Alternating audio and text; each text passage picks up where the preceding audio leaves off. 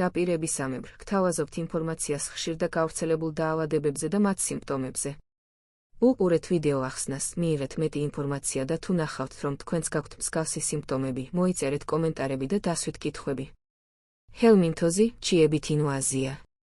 პარაზიტული დაავადება, რომელიც გამოწვეულია ადამიანის ორგანიზმში სხვადასხვა სახის ჰელმინთების, ჩიების არსებობით. ეს ჩიები შეიძლება დასახლდნენ ნაწლავებში, ღვიძლში, ფილტვებში და სხვა ორგანოებში, რაც იწვევს სხვადასხვა სიმპტომებსა და ჯანმრთელობის პრობლემებს. ჰელმინთოზის ძირითადი მიზეზებია: დაბინძურებული საკვებისა და წყლის მიღება. ჰელმინთების კვერცხები ან ლარვები შეიძლება იყოს დაბინძურებულ საკვებში, განსაკუთრებით ცუდად დამუშავებულ ხორცში, თევზში, ხილსა და ბოსტნეულში ან წყალში.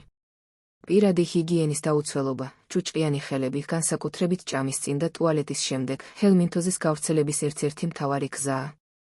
კონტაქტი დაბინძურებულ ნიადაგთან. ზოგიერთი ჰელმინთის ლარვა ცხოვრობს ნიადაგში და შეიძლება კანში შეაღწიოს ფეხშიშველი სიარულისას.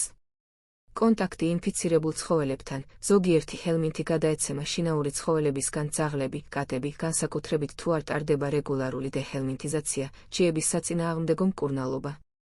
მწერების ნაკბენი. იშვიათ შემთხვევებში ზოგიერთი ჰელმინთი შეიძლება გადაეცეს მწერების, მაგალითად კოღოების, ნაკბენით. ჰელმინთოზის სიმპტომები მრავალფეროვანია და დამოკიდებულია ჩიის ტიპზე, ინვაზიის ინტენსივობაზე, ლოკალიზაციაზე, რომელ ორგანოშია დასახლებული და პაციენტის ზოგად ჯანმრთელობაზე. ზოგიერთ შემთხვევაში ინფექცია შეიძლება უსიმპტომოდ მიმდინარეობდეს. ზოგადი სიმპტომები: მუცლის ტკივილი, ხშირად სპაზმური, გულისრევა, ღებინება, დიარეა, ფაღარათი ან ყაბზობა, შეკრულობა, მადის დაკარგვა ან პირიქით გაძლიერებული მადა, წონის კლება აუხსნელი მიზეზით, დაღლილობა, სისუსტე, გაღიზიანებადობა, ალერგიული რეაქციები, გამონაყარი კანზე, ქავილი, ჩინჭრის ციება, ანემია, სისხლნაკლებობა. ზოგიერთი ჩია იკვებება სისხლით. ძილის დარღვევა, კბილების კრაჭუნი ძილში, ბრუქსიზმი, ყოველთვის არ არის დაკავშირებული ჰელმინთოსთან. ქავილი ან უსის უკანა ტანის მიდამოში, განსაკუთრებით ღამით, ენტერობიოზის დროს. სპეციფიკური სიმპტომები დამოკიდებულია ჩიის ტიპზე და ლოკალიზაციაზე. ასკარიდოზი, მშრალი ხველა, სუნთქვის გაძნელება, ლარვების მიგრაციისას ფილტვებში, მუცლის ტკივილი, ნაწლავური გაუვალობა, იშვიათად ჩიების დიდი რაოდენობისას. ენტერობიოზი, მახვილა ჩია, ძლიერი ქავილი ან უსის მიდამოში, განსაკუთრებით ღამით, გაღიზიანებადობა, უძილობა. ტრიქინელოზი, კუნთების ტკივილი, ცხელება, სახის შეშუპება, გამონაყარი.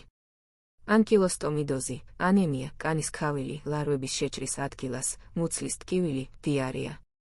ტენიოზი, ცისტიცერკოზი, მუცლის ტკივილი, გულისრევა, წონის კლება, ნერვული სისტემის დაზიანება, ცისტიცერკოზის დროს. ექინოკოკოზი, სიმპტომები დამოკიდებულია იმაზე, თუ რომელ ორგანოშია ლოკალიზებული კისტა, ღვიძლი, ფილტვები, თვინი.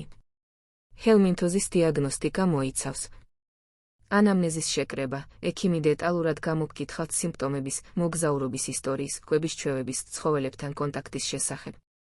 განავლის ანალიზი, ეს არის ყველაზე გავრცელებული მეთოდი.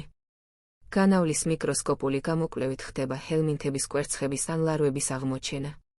შეიძლება საჭირო გახდეს განავლის ანალიზის რამდენჯერმე გამეორება. სისხლის ანალიზი.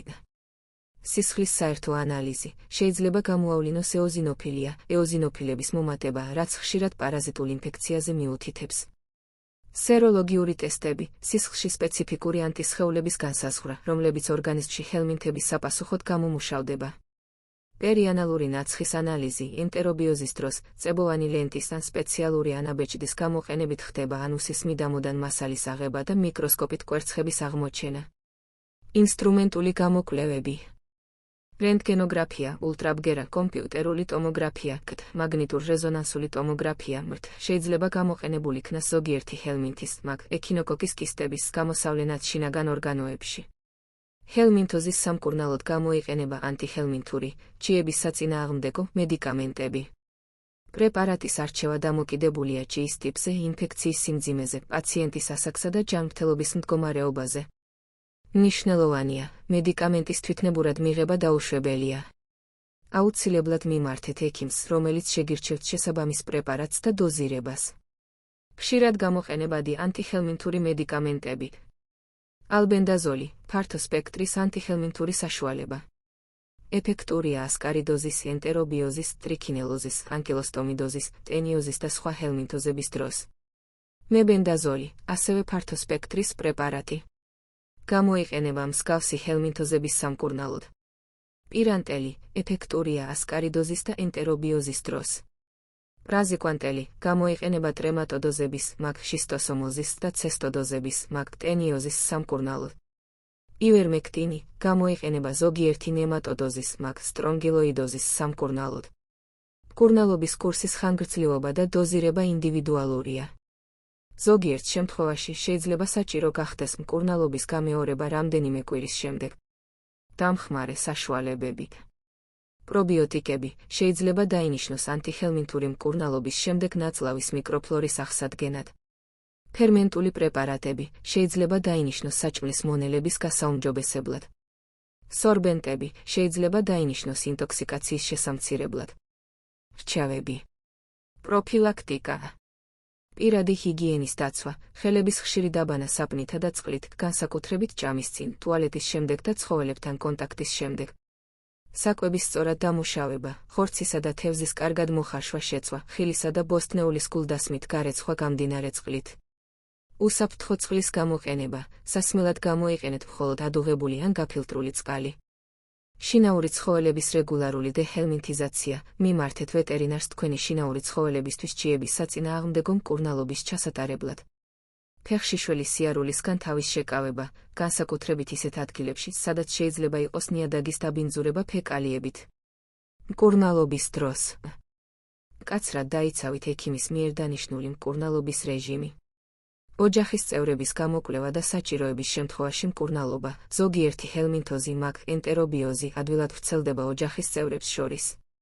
თეთრეულის და პირადი ნივთების ხშირი რეცხვა გამოხარშვა. ზოგადი რეკომენდაციები. მიიღეთ ბალანსირებული ვიტამინებითა და მინერალებით მდიდარი საკვები. გახსოვდეთ, ჰელმინთოზი განკურნებადი დაავადებაა. დროული დიაგნოსტიკისა და სწორი მკურნალობის შემთხვევაში პროგნოზი კეთილსაიმედოა. ნუ დააყოვნებთ ექიმთან მიმართვას, თუ გაქვთ ჰელმინთოზისთვის დამახასიათებელი სიმპტომები. დასვით თქვენი კითხვები ჯანმრთელობის შესახებ კომენტარებში. ასევე მოგწერეთ კომენტარებში, რომელ დაავადების შესახებ გსურთ მოგიმზადოთ ინფორმაცია. არ დაგავიწყდეთ გამოიწერეთ ჩვენი არხი, რათა შეიტყოთ უფრო მეტი სხვადასხვა გავრცელებულ დაავადებაზე და მათი მკურნალობის შესახებ. გისურვებთ ჯანმრთელობას.